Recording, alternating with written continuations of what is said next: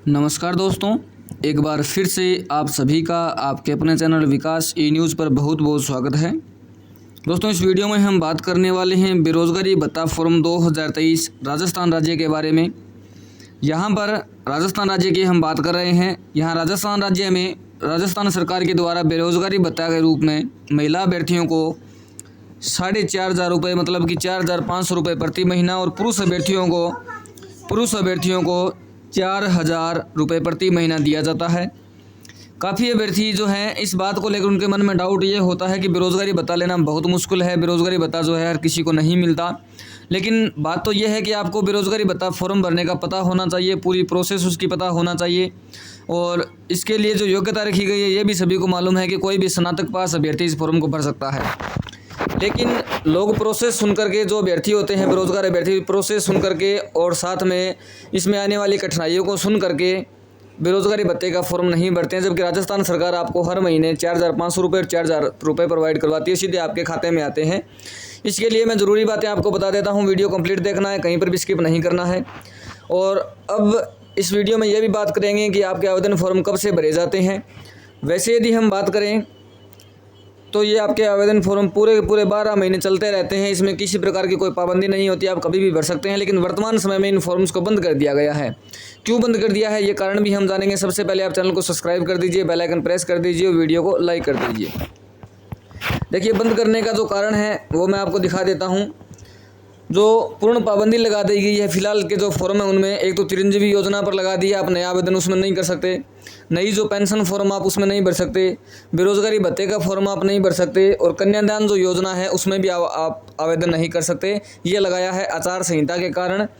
विधानसभा चुनाव 2023 की आदर्श आचार संहिता लागू होने के कारण चुनाव प्रक्रिया पूर्ण होने तक योजनाओं के लिए नए आवेदन पत्र प्रस्तुत करने की प्रक्रिया पर रोक लगा दी गई है। इन योजनाओं को फिलहाल जो है बंद कर दिया गया है। ये एक बार रोक लगाई है, वैसे बंद नहीं किया है, लेकिन अस्थायी रूप से इनको एक बार रोक दिया गया है। फॉर्म्स को चुनाव प्रक्रिया जब पूर्ण हो जाएगी बाद में इसका लिंक जो दोबारा से ओपन कर दिया जाएगा। कोई भी अभ्यर्थी, चाहे पुरुष हो चाहे महिला हो, यदि उन्होंने स्नातक अपनी पास कर रखी है, ग्रेजुएशन उन्होंने अपना कंप्लीट कर रखा है, तो इस बेरोज़गारी भत्ता फॉर्म के लिए वो आवेदन कर सकते हैं। और इसके अलावा आपके पास जो मूल रूप से डॉक्यूमेंट होने चाहिए वही तो 10वीं की मार्कशीट आपके पास होनी चाहिए। इसके अलावा ग्रेजुएशन की मार्कशीट आपके पास होनी चाहिए। आपके पास मूल निवास प्रमाण पत्र होना चाहिए। आपके पास आय प्रमाण पत्र होना चाहिए। इसके अलावा आपके पास एक बैंक अकाउंट होना चाहिए, जो कि पहले जो है वो SBI का मान्य था और शायद अभी भी जो है वो SBI बैंक अकाउंट आपके पास में होना चाहिए।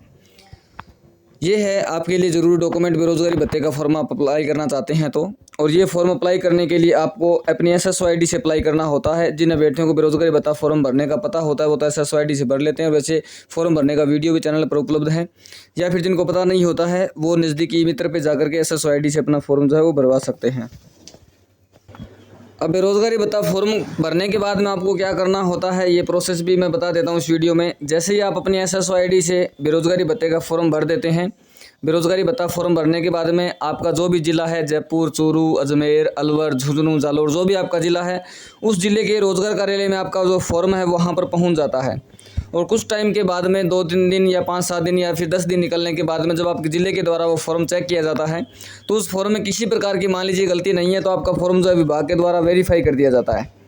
और यदि उस फॉर्म में थोड़ी बहुत उनको मिस्टेक लगती है, जैसे आय प्रमाण पत्र में आपने कोई डिटेल भरने में मिस्टेक कर दी या फिर कहीं पर कोई सिग्नेचर होना था उसमें कहीं गलती कर दी, तो आपका फॉर्म आपको सेंड बैक कर दिया जाता है। और बाद में आप उसको, आपके पास मैसेज भी आ जाता है और आप जो है या फिर ईमेल ID पर भी ईमेल भी आपके पास आ जाता है। बाद में आप उसको ठीक करवा कर जो भी उसमें करेक्शन करना होता है वो भी विभाग साथ में लिख देता है कि आपकी गलती कहाँ पर हुई है।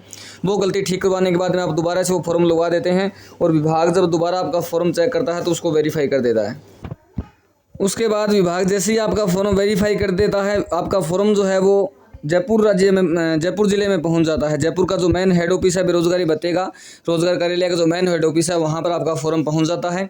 वहां पर भी फॉर्म्स की ऐसे लाइन लगी होती है, मतलब काफ़ी ज़्यादा फॉर्म अभी वर्तमान में पेंडिंग चल रहे हैं जो वेरीफाई तो है, लेकिन आगे की जो प्रोसेस है वो उनमें नहीं हो रही है, क्योंकि राजस्थान सरकार जो है 1 साल में 2 लाख बेरोज़गारों को बेरोज़गारी भत्ता देती है।